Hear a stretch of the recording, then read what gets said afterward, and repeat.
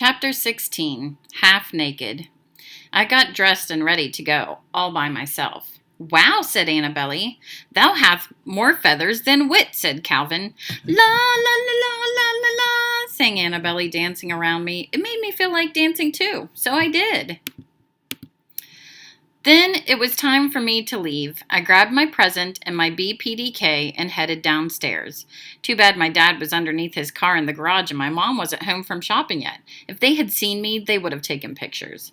Don't stop along the way, my dad called out to me from underneath his car, Louise, and come home promptly. Your mother and I are going out and you need to meet the new babysitter when she gets here.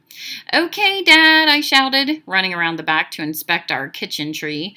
Then I climbed into our apple tree. Then I dug a couple of holes. After that, I went to see an eagle's nest in a neighbor's yard, but when I got there, it was too far up. I have acrophobia, so I went to the little pond instead where you could see a family of swans and turtle eggs and not have to climb anything. An Indian chief's got a lot to do. Hey, Alvin, someone called as soon as I reached Mildred's circle. It was Sam. The gang was dressed up and playing settlers and Indians right there in the cul-de-sac. You heading over to Hobson's party? Asked Eli. I nodded. It's too early, said Pinky, so we're practicing before we go. I shrugged. I hopped on my invisible horse and galloped around the circle with my present under my arm, pulling my BPDK behind me. Cool outfit, Naya called out, shooting an invisible arrow at me. I ducked. Then I gave a loud whoop. Loud whoops went round and round. Invisible arrows went up and down. Indians fell, settlers fell, Indians rose from the dead, settlers rose from the dead, loud whoops went round and round. It was terrific. Then I stopped. I could hear my dad's voice in my ears. You know the right thing to do, and you do it. No one has to tell you. I looked around. My dad wasn't there. Then I heard him again. You're a better man than I was at your age, said my dad's voice. I looked around again. What's the matter? Asked Jules. Nothing, I said. I began to gallop again. I could hardly believe it. I was finally on my way to the right party. I was in my deluxe Indian outfit. I was playing settlers and Indians with the gang. I was impressive, but it didn't feel like what I had expected. I stopped again. Did you forget your PDK? Asked Pinky. I shook my head no. What's the matter then? Asked Naya. Maybe I'm not supposed to be here, I said. Why not? Asked Naya. Not sure, I said. I started to gallop again. Wearing a deluxe Indian outfit was fabulous. Playing settlers and Indians was great. The popsicle stick feather headdress falling down my back was spectacular. I loved it all. So why didn't I feel wonderful? I stopped dead in my horse tracks again. My bones are marrowless and my blood is cold, I cried. Everyone stopped dead in their tracks. Is that one of your dad's curses? Asked Sam. Wah, I cried. Wah. Crying is really great. If you're about to lose it all, you should cry. I think I have to be somewhere else, I said at last. Where? Asked Sam. At that girl's party? Asked Eli. I nodded. Eyes shifted, legs shifted. You're weird, said Pinky. I felt weird. The more I thought about going to Hobson's party, the stranger I felt. And the more I thought about going to Flea's party, the happier I felt. I knew what was the right thing to do. My dad was right. No one had to tell me. But I was not dressed for sipping tea. I was dressed to kill. Worse, I was wearing Flea's present. There was only one thing to do. I unwrapped the present I had under my arm. Deluxe Indian Princess, it said on the box, but you could see through the plastic windows that it was not the Deluxe Indian Princess, so I dumped it out.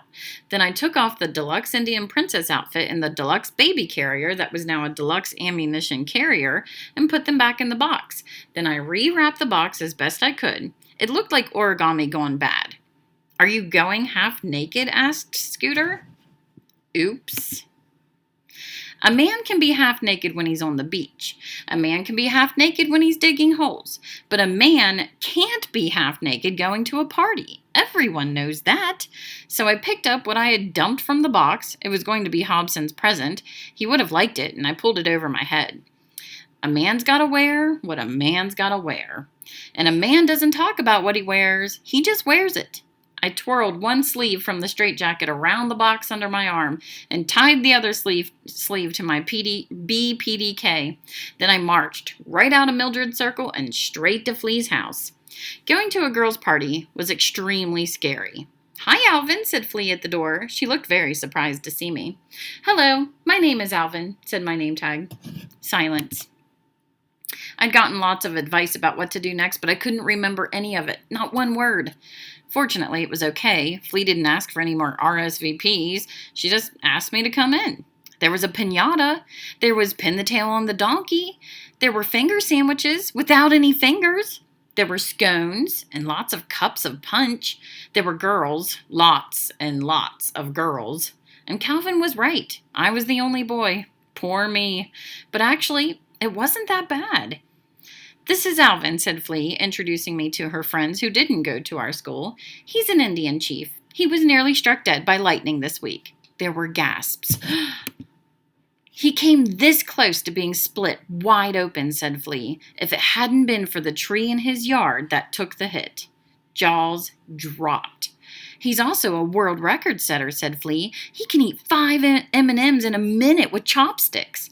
There were oohs and ahs. "He can also do deep knee bends and slice apples in midair with a samurai sword." "Almost," Flea added. "What's that he's wearing?" asked a girl whose name sticker said Bunny. She looked like a little bunny, too. Her nose was tiny and pink. "It's a straitjacket," said Flea. "Alvin is a member of the Houdini Society of Do-It-Yourself Escape People. You can tie him up and put him in a box and he'll escape," she bragged. "Maybe he'll show us." The girls giggled. Lucky for me, Flea didn't have a box big enough. But unlucky for me, there I was in front of a bunch of girls waiting for me to escape from my straitjacket. A hush filled the house. All eyes were on me. I wiggled this way, then I wiggled that way. I tried to remember how Houdini did it in his video. It didn't take him long. It was all going to be over in a minute. Then I exploded like a bomb. Oops. Then I exploded again. It was the ice cream, and it was not a very gentlemanly thing to do. "Ew!" screamed Flea. "Gross!" screamed the girls. "Papa! Papa! Papa!" I sounded like a machine gun. Cupcake flew out of my mouth. It sounded like a slow leak from a balloon. I couldn't help it. I don't need to tell you how quickly I went home after that. I didn't even stay for the chicken dance. It was gas propulsion all the way home. I was a cannonball that shot across Concord and landed on Calvin when I burst in the door. My dad was all dressed up and about to have a QRDO with my mom, and my mom looked as beautiful as the Milky Way. Boom! I exploded. "Alvin," said my dad, waving away the smell, "you're going to have to learn to eat ice cream only when you're safe at home."